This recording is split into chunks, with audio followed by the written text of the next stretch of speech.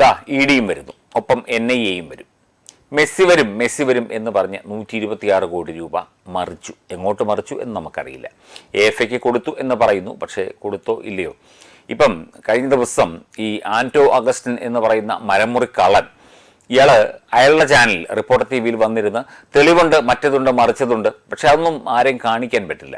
മാത്രമല്ല ഇതൊക്കെ ഒരു DTP സെൻറ്ററിൽ പോയാൽ കിട്ടുന്ന കാര്യങ്ങളാണ്. ഇതിനൊക്കെ എന്ത് ആധികാരികതയാണുള്ളത്? ഒന്നുമില്ല. എല്ലാ തരത്തിൽ സർക്കാരിൻ്റെ എംബ്ലം വെച്ചുകൊണ്ടും സർക്കാരിൻ്റെ ഹോളോഗ്രാം വെച്ചുകൊണ്ടും ഒക്കെ തന്നെ ഇവിടെ യൂണിവേഴ്സിറ്റികളുടെ സർട്ടിഫിക്കറ്റ് വ്യാജമായിട്ട് ഒറിജിനലിനെ തോറ്റുപോകുന്ന സർട്ടിഫിക്കറ്റ് ഉണ്ടാക്കുന്ന കാലഘട്ടമാണ് ഇത്.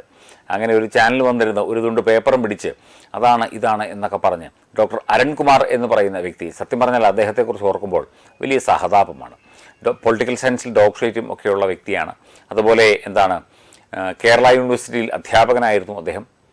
ഇതൊക്കെ കളഞ്ഞിട്ട് ഈ മരമുറി കള്ളന്മാരുടെ കേസുകൾ കൊണ്ട് അമ്മാനമാടുന്നു. ഇവനൊക്കെ എവിടെ നിന്ന് ഈ പൈസ കിട്ടുന്നു? ഇതൊക്കെയാണ് ജനങ്ങളെ പറ്റിച്ച്, നാടിനെ പറ്റിച്ച്, സർക്കാരിനെ പറ്റിച്ച്, പിണറായി വിജയനെ തെറ്റിദ്ധരിപ്പിച്ച്, അബ്ദുറഹ്മാനെ പറ്റിച്ച് ഈ കോടികളൊക്കെ എങ്ങോട്ട് മറിച്ചു? ഇടി വരികയാണ്. ഇടി വരുമ്പോൾ എല്ലാം വ്യക്തമാകും.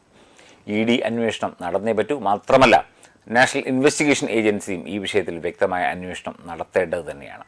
ED പ്രാഥമിക അന്വേഷണം ആരംഭിച്ചിട്ടുണ്ട്. ലയണൽ മെസ്സിയെ കൊണ്ടുവരും എന്ന് പറഞ്ഞ് ഇപ്പം ഇയാൾ പിരിവൊന്നും നടത്തിയില്ല. പക്ഷേ ഇതിനകത്ത് ഫെമ നിയമലംഘനം, അതുപോലെ നിരവധി അന്താരാഷ്ട്ര ഇടപാടുകളുമായി ബന്ധപ്പെട്ട നിയമലംഘനങ്ങൾ ധാരാളം ഉണ്ടായിട്ടുണ്ട് എന്ന ആരോപണമുണ്ട്. ഈ സർക്കാർ സംവിധാനങ്ങളെയൊക്കെ ഇങ്ങനെ മുൾമുനയിൽ നിർത്തി പറ്റിച്ച്, മുഖ്യമന്ത്രിയെ വരെ പറ്റിച്ചു എന്ന് പറയാൻ പറ്റില്ല, അദ്ദേഹം ചിലപ്പോൾ വിഹിതം വാങ്ങിയിട്ടുണ്ടാകും. അബ്ദുറഹ്മാനെയും പറ്റിച്ച്, എല്ലാവരെയും പറ്റിച്ച്, ഇത്തരത്തിൽ ജനങ്ങളെ വഞ്ചിച്ച് പച്ചക്കള്ളങ്ങൾ അവതരിപ്പിച്ച് ഇവനൊക്കെ ഈ റിപ്പോർട്ടർ ബ്രോഡ്കാസ്റ്റിംഗ് കമ്പനി എന്നൊക്കെയാണ് പറയുന്നത്. എന്ത് റിപ്പോർട്ടർ, എന്ത് ബ്രോഡ്കാസ്റ്റിംഗ്? ജനങ്ങളെ പറ്റിക്കാനായിട്ട് ഒരു മാധ്യമ സ്ഥാപനം. ഇതിനു മുൻപ് റിപ്പോർട്ടർ TVയുടെ അസോസിയേറ്റ് എഡിറ്ററായിരുന്ന, അല്ലെങ്കിൽ എഡിറ്റർ ഇൻചാർജ് ആയിരുന്ന MP ബഷീറേട്ടൻ നമ്മുടെയൊക്കെ അടുത്ത സുഹൃത്താണ്. ഇദ്ദേഹം പണ്ട്, അതായത് കുറച്ച് നാളുകൾക്ക് മുമ്പ് എഴുതിയ ഒരു കുറിപ്പ് കഴിഞ്ഞ ദിവസം FBയിലൊക്കെ വന്നു, ഫേസ്ബുക്കിലൊക്കെ വന്നു. എൻ്റെ ഒരു സുഹൃത്തു കൂടിയായ മാധ്യമപ്രവർത്തകൻ MS അനിൽകുമാറാണ് അത് പോസ്റ്റ് ചെയ്തത്. അതിൽ പറയുന്നത് എല്ലാവരെയും, അതായത് തരികിട കാണിക്കുന്ന എല്ലാവരെയും വെള്ളപൂശാൻ വേണ്ടി ഈ ആന്റോ അഗസ്റ്റിനും ഇയാളുടെ സഹോദരങ്ങളും ഇടപെട്ട കഥയാണ്. അവസാനം MP ബഷീർ നേരത്തെ എന്തോ ഒരു 50,000 രൂപ കൈപ്പറ്റിയിരുന്നു അഡ്വാൻസായിട്ട്. അപ്പം അത് തീരുന്നത് വരെ എങ്ങനെയൊക്കെയോ പിടിച്ചു നിന്ന് അവസാനം എല്ലാം ഇട്ടിട്ട് പോരുകയായിരുന്നു പതിവ്. ഒരു മാധ്യമ സ്ഥാപനത്തെ കൈപ്പിടിയിൽ ഒതുക്കി ചൂഷണം ചെയ്ത് ഒരു നാടിന് എതിരെ, അല്ലെങ്കിൽ ഒരു സംവിധാനത്തിന് എതിരെ പ്രവർത്തിക്കാൻ, അവനവന് കുറേ പൈസ ഉണ്ടാക്കാനായിട്ട്, അവനവൻ്റെ വേണ്ടപ്പെട്ടവരെ രക്ഷിക്കാനായിട്ട് നടത്തിയ ഹീനമായ വൃത്തികെട്ട ശ്രമമാണ് ഈ ആന്റോ അഗസ്റ്റിനും കൂട്ടരും കാണിച്ചുകൊണ്ടിരിക്കുന്നത്, അല്ലെങ്കിൽ കാണിച്ചുകൊണ്ടിരുന്നത് എന്നാണ് MP ബഷീർ പറയുന്നത്. നമുക്കറിയാം MP ബഷീറിനെ മുതിർന്ന മാധ്യമ പ്രവർത്തകനാണ്. റജീനയുമായി ബന്ധപ്പെട്ട, കുഞ്ഞാലിക്കുട്ടിയുമായി ബന്ധപ്പെട്ട ഐസ്ക്രീം കേസൊക്കെ തന്നെ ഇന്ത്യ വിഷനിലായിരുന്നപ്പോൾ പുറത്തു കൊണ്ടുപോകുന്ന വ്യക്തിയാണ് ബഷീറേട്ടൻ. നമുക്കൊക്കെ തന്നെ എത്രയോ കാലമായിട്ട് നമുക്ക് ഒരു സീനിയർ എന്നുള്ള നിലയ്ക്ക് വലിയ ബഹുമാനമുള്ള വ്യക്തിയാണ്. അദ്ദേഹം സത്യത്തിനൊപ്പം നിൽക്കാൻ ശ്രമിച്ചു. പക്ഷേ അദ്ദേഹത്തെ അവിടുന്ന് പ്രഷറൈസ് ചെയ്ത് അദ്ദേഹം ഇറങ്ങിപ്പോവുകയായിരുന്നു.